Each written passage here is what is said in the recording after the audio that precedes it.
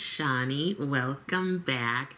You might be wondering why my eye makeup I've already started, and it's because I've tried to do this video like, no lie, 10 times. So today I'm gonna do a bit of a get ready with me and chat about things, and today's topic is panic attacks. So I'm gonna talk with you about what they are, help you identify if you've had one, if you've seen someone have one, and tell you about my experience with them. So this is not an easy topic to talk about, but I thought it could be helpful. So I put together 15 of my single shadows to create this palette here, kind of emulating the new Bloom palette from Natasha Denona. No plans to purchase that. I haven't gotten one of her palettes in quite some time just because I don't like that newer sparkling foiled formula that came out with the I Don't Need a Nude palette. So I'm just gonna stick with my singles. Also, this is great if you're not interested in spending money on things. Like, go into your singles if you have any, or just go into different palettes. I know a lot of people don't like to use more than one palette at a time, but I encourage you to try it, because sometimes you've got shades in one that you want to use, and then there are complementary shades in another, you know? So yeah, I have started putting on this shade here, which is Talisman from Cleona. And then I think I'm going to go into this shade here, which is Dear Johnny from Pretties for Your Face. I don't quite know what I'm going to do, but I just will do something. Oh, and I primed my eyelids with the Colored Rain paint base eyeshadow base in the shade Wheat. So where to begin? I had a couple of panic attacks a couple days ago. Not my first time, but I will say in the past, 3 months of the year, I've had quite a few, like, more panic attacks than I've had in quite some time. So a lot of times people are like, oh my God, but you're a therapist. Yes, I'm a licensed psychologist. I'm licensed in Maryland, DC, Virginia, and a whole bunch of other places. But that does not mean that I don't have my own issues, right? I think you'll find that a lot of times psychologists, therapists, I would say a good percentage of us go into the field, one, because we want to help people, but also it might be that we've had experiences that kind of draw us to this field, you know, like we've had our own experiences and want to be able to help other people, like to hold their pain, to help them healed, to help them heal, blah, blah, blah. So like no one in the history of my family is any sort of therapist, psychologist. Boom. I come from a Caribbean family, and it's like, what is therapy? Just go pray, girl. Which, you know, I think you can pray and go to therapy. So definitely my family initially has been like, what do you do? Are you a psychologist? Are you a psychiatrist? Which one is it?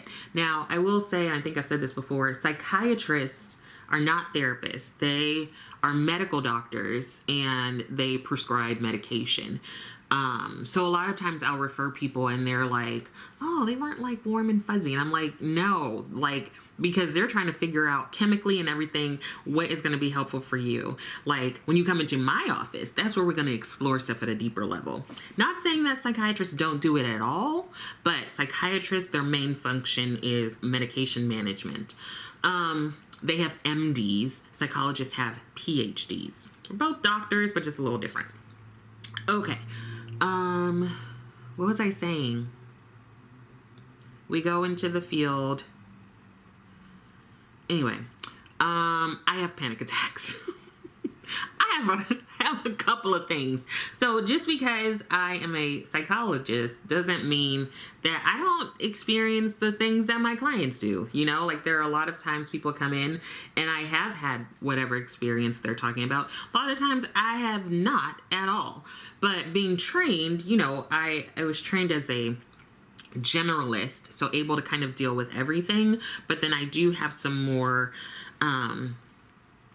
expertise, I guess, training in working with trauma, specifically sexual assault recovery, racial trauma, religious trauma, yeah, So the past, maybe top of the year, beginning of the year, or January 20th, I've just had a lot going on. You know, people always say that, but I have, you know. I have to do like significant home repairs. What else? There's family stuff. There is like work stuff, you know, adjusting to all the things that are going on that are affecting my clients and my practice. And then there's health stuff with a chronic issue I have, and insurance I've been fighting with insurance for almost 2 months, because they won't approve my medication. So this past weekend, like sometimes I can tell when I'm like traveling down the road of depression and anxiety. They're like close cousins, you know. They're like, it's like you're driving down the road and there's a fork in the road, depression, anxiety, and then you can come back around and continue both together. So a lot of times when people have depression, they have anxiety. Sometimes when they have anxiety, they have depression. So I just have been going. I've been getting quotes for different things. I've been managing clients. I've had folks who are very not okay. Very not okay. And then I'm supervising 3 people, and it's just a lot, okay? It's a lot. And this weekend, I just got overwhelmed, and I proceeded to have a panic attack. Now, I don't know if you've ever had one, and I always tell people if you've had a panic attack, you probably know that you've had a panic attack. They're not things that are like, I wonder what this is. No, at least in my experience of having them and helping people through them. So panic attacks, so here's the thing. Okay, most humans will experience anxiety. Most humans will experience depression. But that is very different from being diagnosed with generalized anxiety disorder and or major depressive disorder. Those are different things. Those are diagnoses. And so that means they go a little deeper than just kind of like your general getting some anxiety when you have a presentation or feeling really sad after something. It goes a bit deeper. So I do think recently, in the past couple of years, a lot of words have started to become just more colloquial, and people are like, oh my God, I'm going to have a panic attack. Oh my God, I'm so depressed. You know what I mean? Like, I'm so OCD. No, people who have OCD are not, they don't like it. Anyway, so sometimes people will say, I think I had a panic attack, or oh my God, I'm having a panic attack right now. Mainly, probably not. So for me, or in general, panic attacks come with like this feeling of like impending doom. Or like intense anxiety and worry about something. And it can get to the point where your body starts to have a response. So with panic attacks, it's very physical. Like sometimes it's thoughts in your head that then translate to like a physical experience. And it's not fun. Not fun at all. I don't recommend, 10 out of 10 don't recommend. But let me read you some of the things that happen for people with panic attacks, and I'll tell you which ones fit for me. So, let's get some notes here for you. Okay. So, they're acute, right? You could be just bopping along. Well, usually there's some kind of buildup, but then you start to have like this intense fear typically, and a few things can happen. You can feel overwhelming fear or impending doom, like I said. For me, I tend to feel the fear. Feel like you're going crazy or losing control. I would say I'm more along the lines of losing control because I'm already crazy. Feeling like you are in grave danger. I don't typically experience that. Heightened sense of danger or awareness. Typically that I don't experience that. Feeling like you might pass out or faint. Sometimes I feel like I'm going to pass out, especially since I have passed out for different reasons before. Doom and gloom, an urgency to escape. Dizziness, I kind of experienced that. Heart palpitations, pounding heart or racing accelerated heart, definitely feel that. Headache, pounding head or flushed head feeling. Sometimes I have a bit of a headache. Trembling or shaking. This is one of the biggest ones for me. Like, definitely just shake. My whole body is like vibrating. Sweating. Sometimes I will be sweating or get really cold, but usually I'm just feeling really hot. Shortness of breath or feel like you are smothering. I definitely feel that. I tend to hyperventilate. Chest pressure, pain, discomfort, or fullness feeling. I get a little bit of chest pressure. And this is one where you might have heard people going to the hospital because they think they're having a heart attack, and it's actually a panic attack. Because sometimes your chest or your heart is just racing, and people think like, oh my God, I'm having a heart attack. Turning pale. I tend to stay brown. Feeling detached from reality. Sometimes that happens for me. Like, sometimes it feels like I'm not in myself. Tense muscles, muscle pain, and stiffness. I definitely feel tense. Dissociation, feeling like things are surreal, dreamlike, or out of body. Like, that's what I was just experiencing. Feeling weird, suddenly confused, difficulty thinking straight. Maybe some difficulty, like, I don't know if it's thinking straight. Thinking logically. Irrational and confused thinking. Feel like you can't free your mind. Weak knees, burning skin, pins and needles, hot and cold flashes, numbness and tingling sensations, feeling shaky, nausea, blah, blah, blah. So yeah, I would say I experienced quite a few of those. Typically for me, I might be able to tell when one is coming on. I would say not most people, I guess, or I don't know. But I start to feel just like anxious. And like, I'm like, oh my God, okay. Like it's coming. You know what I mean? Like I can feel it coming on. Now, once a panic attack starts, that's it. You just got to ride it out. If you can, sometimes if you're triggered or you kind of have an idea that's coming on, you could be able to like manage it and not go into full-blown panic attack mode. But typically, when you're at that point, just ride it out, girl. So the way I also like to explain it for folks is that what happens when you experience anxiety or intense anxiety, your nervous system is at work. So that's great. We know that your nervous system works. When you get to that fight, flight, or freeze moment, that is your sympathetic nervous system. So that gets activated and your body starts to feel like, oh my God, I got to figure out what to do. So that's that feeling of like impending doom or danger or whatever. Now, what you want to be able to do to kind of switch that is to activate your parasympathetic nervous system. So the easiest, fastest way to do that is to breathe. Now, when you're having a panic attack, typically you're not remembering, this is my sympathetic nervous system. Like, typically you're not thinking that because your body is just in this heightened mode. And it's really hard to, like, think straight. Now, for me, I know all of this. I help people through their panic attacks. I've trained to know and see and all this stuff, panic attacks, but that doesn't mean I can stop myself from having one. So basically, I had gotten off the phone with the insurance for the bajillionth time in the past 2 months, and I was just at my wit's end. I was like, I cannot do this anymore. I have all this stuff going on. I'm losing my mind.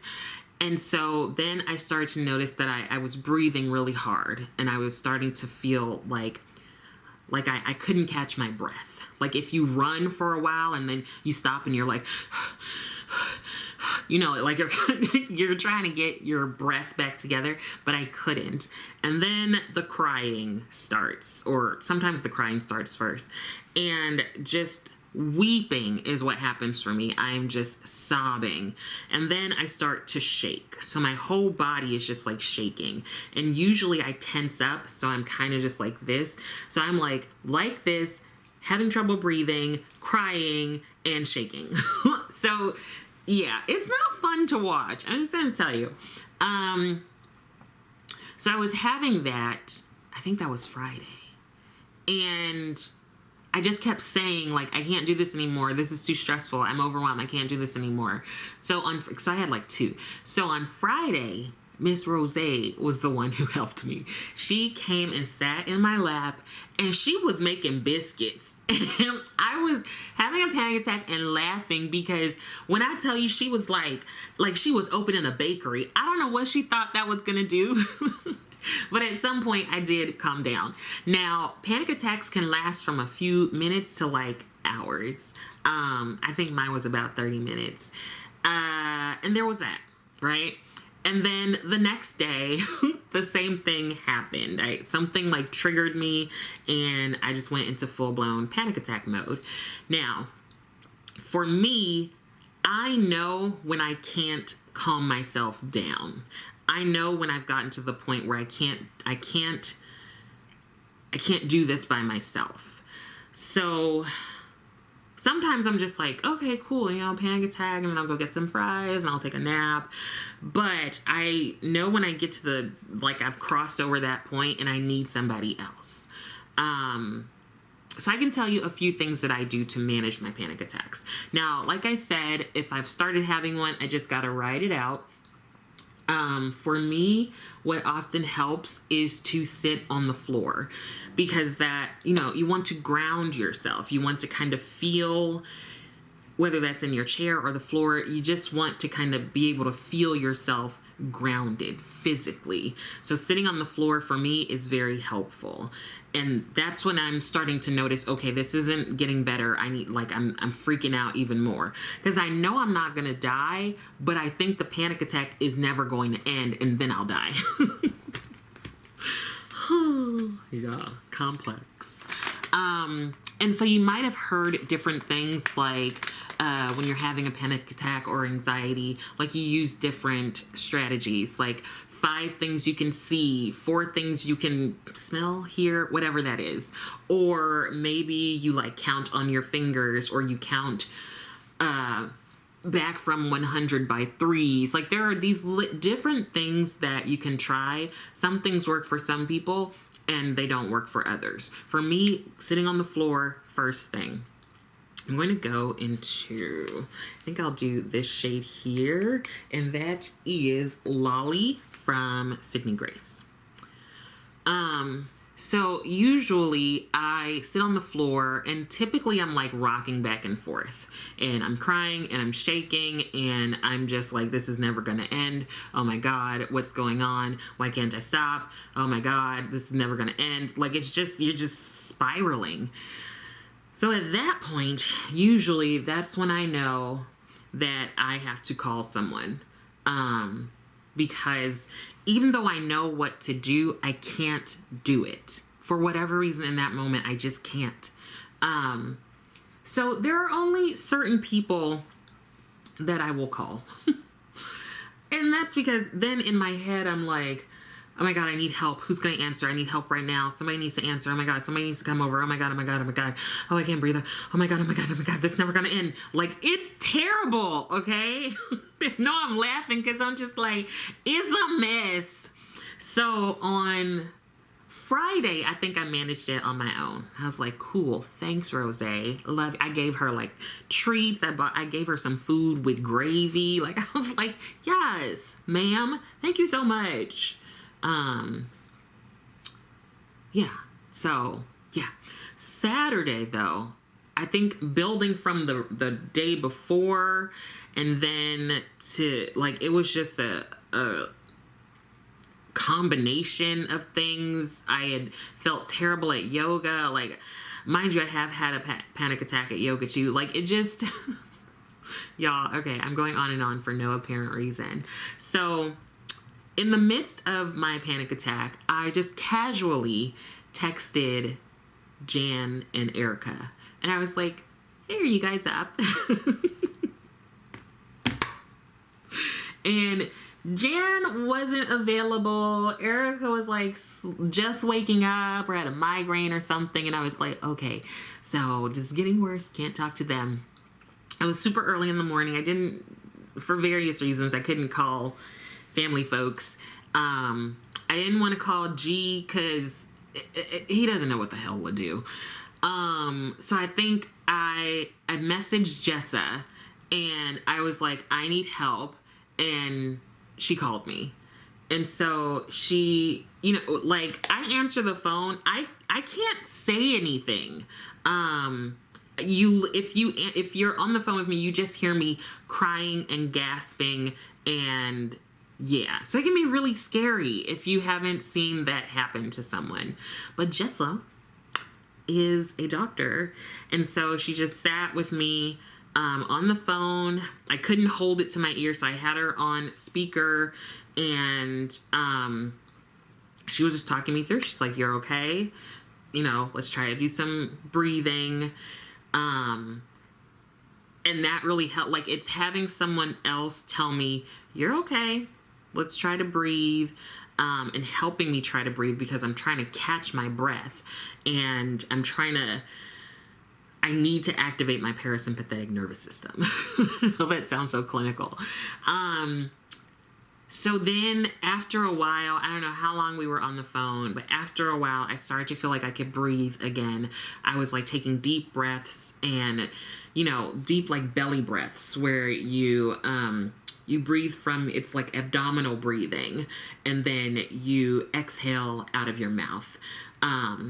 That is what kind of helps me. Sometimes it just keeps going and I have to lay down or something, or if somebody tells me a joke, because I think at some point I was like, I'm trying to not have a panic attack, and Jessa was like, yeah, you're already having one, babe. So it's so overwhelming, you guys, and it's so, like, I know a lot of people think that they're not real, and I hate to tell you that they are. They are real, and I have experience with them, and it sucks. There's a point where sometimes it feels embarrassing, because I'm like, why did I get so worked up over that? Like, it's not a big deal. But it's also my body's way of reacting. And I'm going to go into this shade here, which is a lethal shade named Swarm. But it just, you start to feel out of control. And I think because I'm a psychologist, I'm like, I'm not going to die. But then I'm like, but this panic attack is never going to end, and then I'm going to die. Yeah. Yeah. And some people, like, may have panic attacks at the most inopportune times, like when they are driving, which is super scary. You can even have them in your sleep. I don't know that that's super common. I've had them at work. And there was one time where I had to, like, try to call one of the other therapists. And again, I can't say anything. So usually people are like, okay, I'm coming.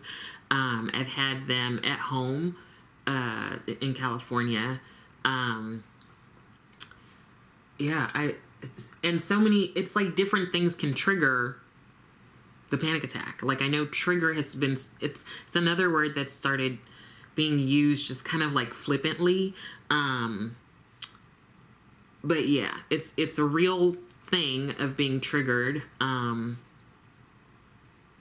Yeah, and typically after a panic attack, I need to sleep. Like, I might sleep for hours and hours and hours, because your body has just gone through so much in a short amount of time. And it's like you have to recover. It's like running a marathon, and it's like, okay, like, I gotta rest. So then after that, I just went to sleep for most of the day. Yeah, I was just exhausted. Unfortunately, none of the things that kind of contributed to my level of distress, none of those things have been rectified, remedied. You know, I'm still dealing with them. But I will say that often after I have a panic attack, I feel so relieved, because I'm like, whew, got that out. You know what I mean? Maybe you do, maybe you don't. And I am using this shade here, which is another lethal shade, and it is called Quick Save. So, I don't know. I just wanted to share that with you. And you know, when that happens, I can't be as available for folks. Like, I'm not gonna come on here and do a video and be like, hey guys, because I'm just not here for it at that time. Also, I will say that I have known for a long time that I tend to, I overwork, I overextend myself, and it's often not until something hits me that I'm like, oh, gotta pull back, you know? So panic attacks are one of them, and then there have been other health things in the past, you know, seizures. That's when I know, like, hey, you gotta back up, ask for help, like, get it together, because you can't be there for other people if you're not there for yourself. So it's honestly still a thing that I'm like reminding myself of, yeah, being like, you know, yeah. So I think a lot of times people think certain people just have it all together. I'm not one of those people on the all together list. But I also, I don't know that people would be like, oh yeah, she definitely has panic attacks. You know, I don't think so. She definitely, you know what I mean? I think I just come off and am like a, here I am, let's have fun. But yeah, that's just to put like another face to the thing. Like, you don't have to look like you have panic attacks, anxiety, depression, whatever, because it just looks different on everyone. So I am going to do the face part and then I'm gonna just wrap everything up. So here's the finished look. I appreciate you listening to me. Let me know if you have any questions about panic attacks. Let me know if you can relate. Let me know if there's something else you want me to talk about. And maybe I will. Anyway, I think that's it. I hope that some of this was helpful, and I also hope that you are continuing to take care of yourself. I would love it if you like the video, and I would love it even more if you subscribe to the channel. Thank you so much for watching, and I will see you next time.